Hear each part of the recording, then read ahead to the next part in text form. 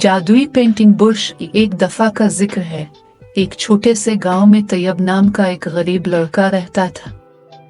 तैयब को पेंटिंग का बहुत शौक था, लेकिन इसके पास ना तो बुर्श था और ना रंग। वो अक्सर जमीन पर लकड़ी से तस्वीरें बनाया करता और ये ख्वाब देखता कि एक दिन इसके पास भी पेंटिंग के औजार होंगे। एक दिन जंगल में तैयब को एक बूढ़ा शख्स मिला। बूढ़े ने तैयब की मेहनत और शौक को देखा और कहा, तैयब, तुम्हारे फन में बहुत ताकत है। मैं तुम्हें एक जादुई बुर्श देता हूँ। इस बुर्श से जो भी तुम पेंट करोगे वो हकीकत बन जाएगा, लेकिन इसे हमेशा अच्छे कामों के लिए इस्तेमाल करना।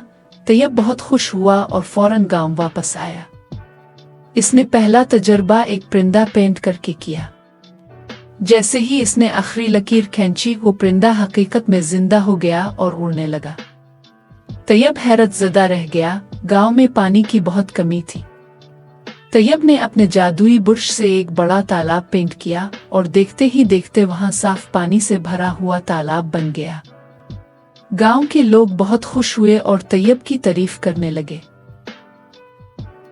जब इस जादुई बुर्श की खबर बादशाह को मिली तो इसने तैयब को अपने महल में बुलाया और कहा, मेरे लिए सोने का एक बड़ा महल बना दो। तैयब ने समझा कि बादशाह लालची है, इसलिए इसने बादशाह के लिए सोने का महल पेंट किया। लेकिन जैसे ही बादशाह इसमें दाखिल हुआ, महल जमीन में धंस गया और बादशाह को लालच की सजा मिली। तैयब अपने गांव वापस आया और हमेशा अपने जादुई बुर्श का इस्तेमाल लोगों की मदद के लिए किया। इसने गांव में खूबसूरत बागात और दरख्त बनाए और सबको खुशहाल कर दिया। नतीजा, इस कहानी से हमें ये सबक मिलता है कि अपनी ताकत और सलाहियतों को हमेशा अच्छे कामों के लिए इस्तेमाल करना चाहिए और लालच से दूर रहना चाहिए।